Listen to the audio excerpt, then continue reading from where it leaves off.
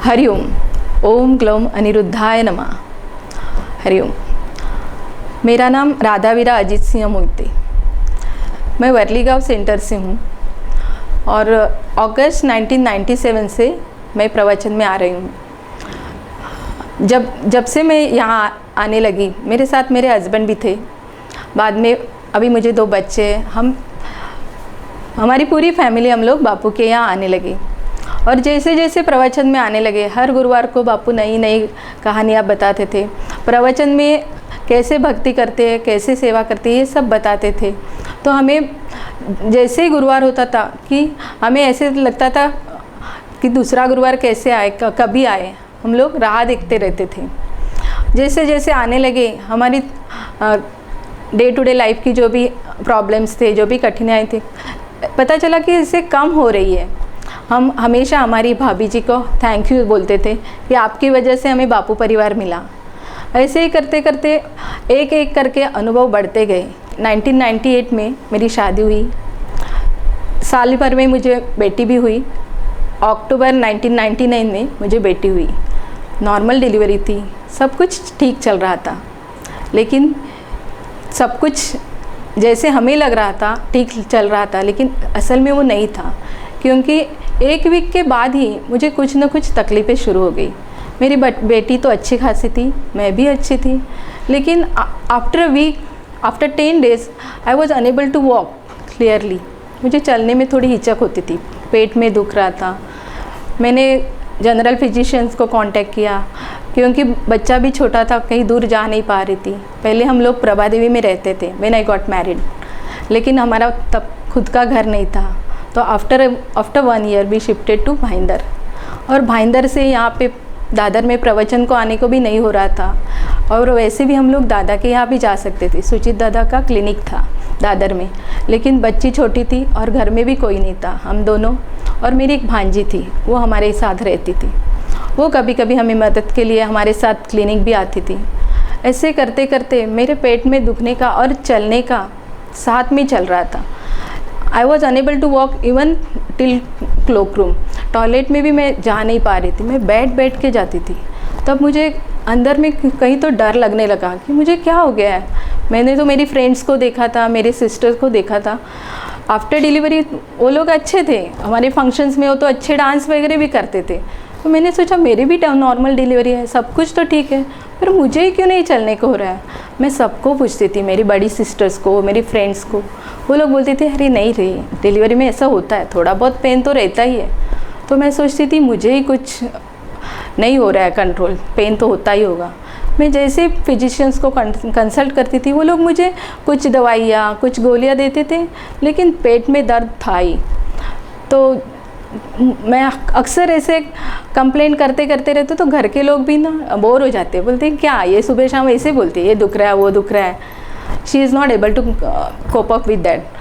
तो ऐसे करते करते एक दिन ना घर में मेरे बापूजी का फ़ोटो था। वहाँ पे जैसे ही हस्बैंड ऑफिस जाते थे, मेरी भांजी कॉलेज जाती थी, तो मैं बापू को बोलती थी, Bapu you know everything, I am not able to bear all this things. आपको तो सब पता है ना, क्योंकि हमेशा मुझे बापू ने हेल्प किया था। तो मेरे लिए माँ बाप सब कुछ बापू ही थे। तो वो जो फोटो रूप में बापू थे मेरे लिए, वो वहाँ थे। और मैं उनको ऐसे बोलती थी, बोलते बोलते कभी आंखें भर आती थी, मुझे नहीं समझता था। मैं फिर क्या करती थी, कभी एनेसिन लो, कभी सेरिडॉन लो, ऐसे करके वो पेन मैं बेयर कर लेती थी। मेरी बच्ची तो इतनी अच्छी थी, वो सब हेल्थ भी उसकी बहुत अच्छी थी। 3 महीने की हो गई, ऐसे लग रहा था 6 महीने की, इतनी अच्छी हेल्दी। और हमारे घर में कोई बड़ा भी नहीं था, तो इसलिए जो भी अड़चने आती थी, कुछ भी होता था, मैं हमेशा बापू के पास बोलती थी। दोपहर को फ़ोटो के पास सब कंप्लेन करने का और बापू को बोलने का, प्लीज़ बापू मुझे इसमें से बाहर निकालो, प्लीज़ यहाँ से बाहर निकालो। इतना ही हर दिन, हर सुबह शाम जब भी अकेली रहूँ, मैं वही बोलती थी। फिर 2 महीने हो गए, 3, मेरी बेटी 3 महीने की थी और जनवरी महीना था, जनवरी 2000, और मुझे बिल्कुल चलने नहीं आ रहा था घर में। मैं ऐसे बैठ के जाती थी, बाथरूम में, किचन में बैठ के सब काम करती थी। तो मुझे बहुत डर लगा।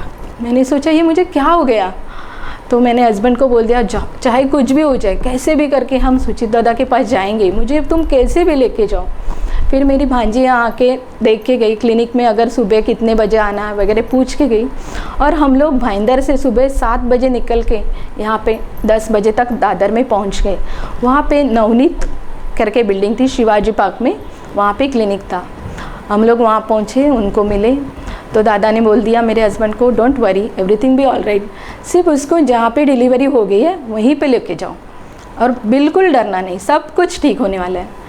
और वो जो दादा के शब्द थे, सब कुछ अच्छा होगा, डोंट वरी, उससे मुझे बहुत तसल्ली लगी। मुझे ऐसा लगा now everything will be fine, अभी कुछ अच्छा हो जाएगा, जैसे कोई अपने साथ नहीं ऐसे लग रहा था।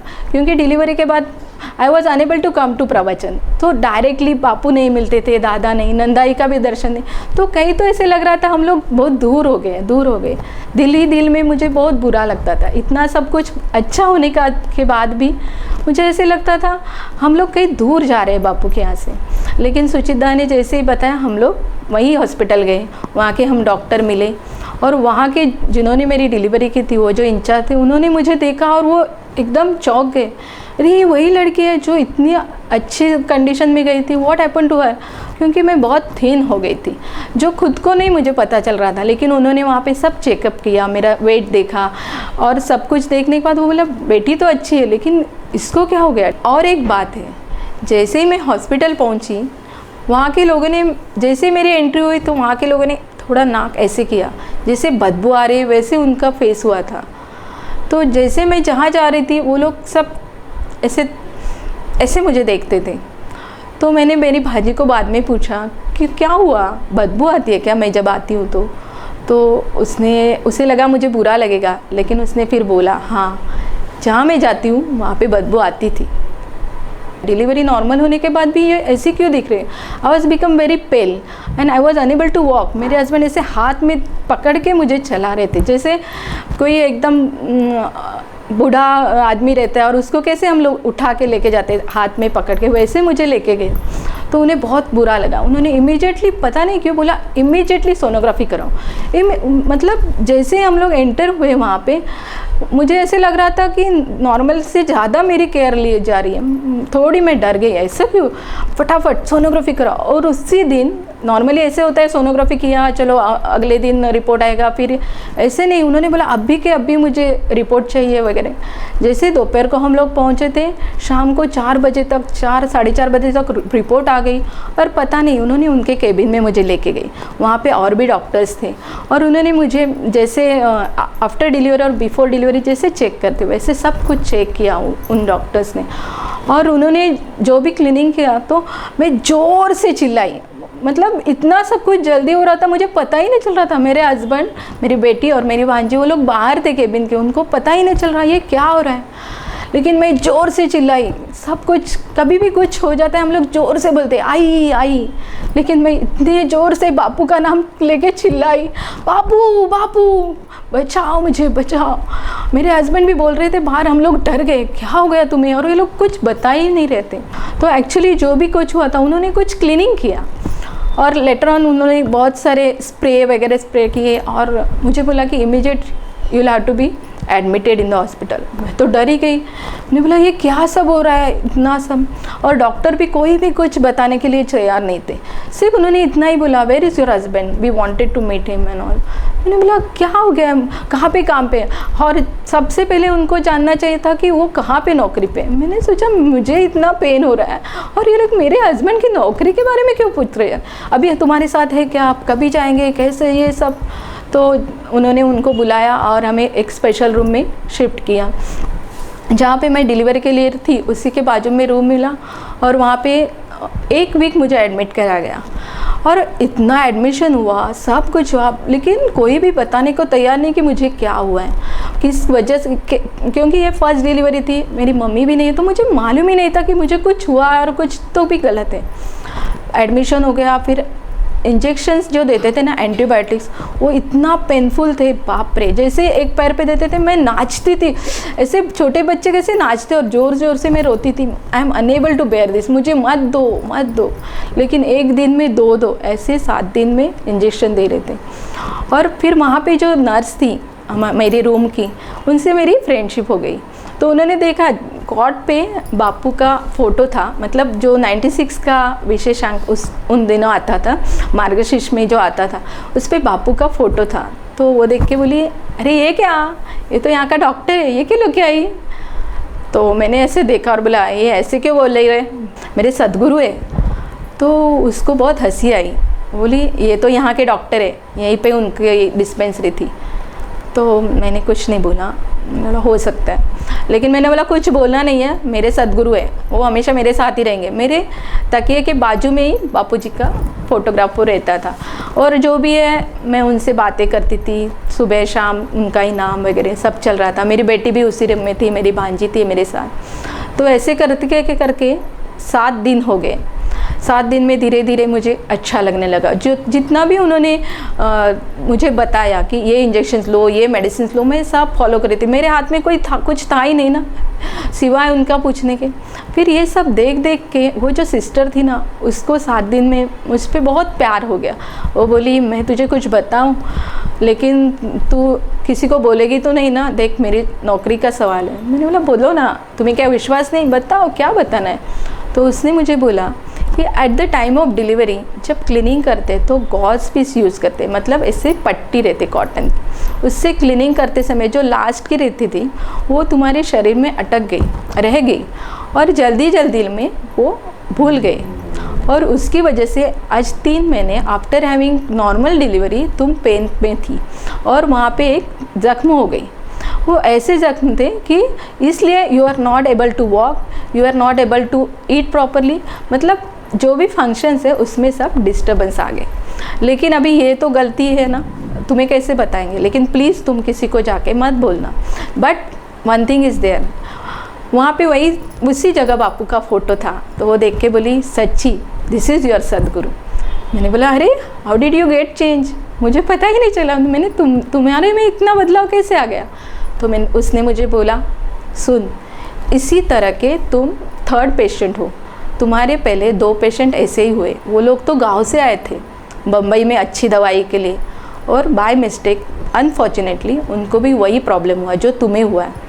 लेकिन तुम तो 3 महीने के बाद आ गई, वो तो विदिन अ मंथ आए थे, लेकिन अनफॉर्चुनेटली उनको बहुत ज़्यादा तकलीफ़ हो गई, और उनको ऐसे बोला है कि उनको सेकंड चांस वो नहीं ले सकते, मतलब अगर उनका वो पहला बच्चा है तो वो दूसरा चांस भी नहीं ले सकते, इतना उनको तकलीफ़ हुई है।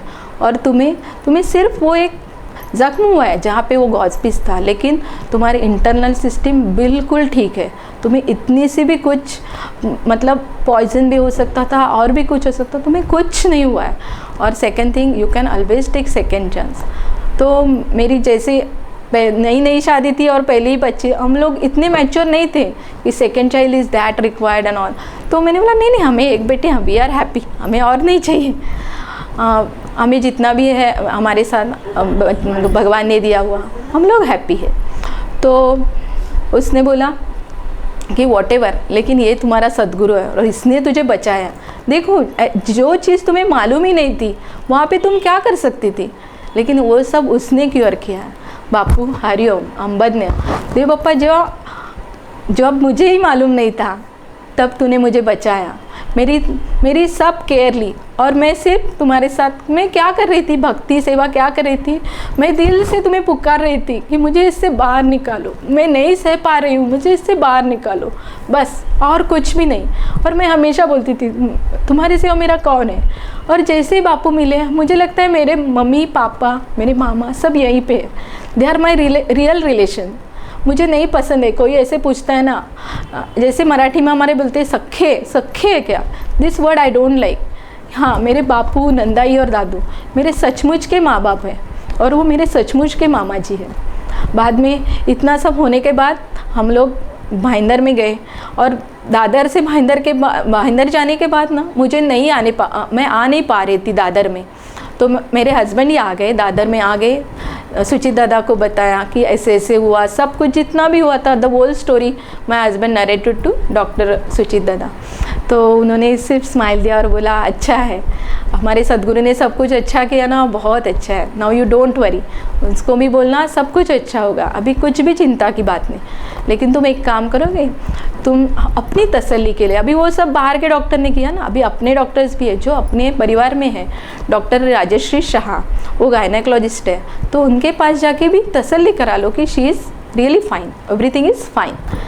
तो जैसे ही दादा ने बताया, सुचित दादा का शब्द तो हमारे लिए जैसे जो भी बताया हमें फॉलो करना है, इतना मेरे लिए इम्पॉर्टेंट है। तो हम लोग फिर 1-2 दिन के बाद उधर गए, उनका वडाला में क्लिनिक था, उन्होंने सब मुझे चेक किया और उन्होंने इतना ही बोला, वहाँ पे बापूजी का फ़ोटो था, और फिर बोला सदगुरु सब कुछ कर लेते हैं, हमारी सब केयर लेते हैं, हम लोग क्या उनके सामने हम लोग चेकअप क्या करेंगे, उन्होंने तुम्हें सब कुछ ठीक किया है। जब ऐसे ही केसेस होते हैं तो कभी कभी they girls can have poison inside their body.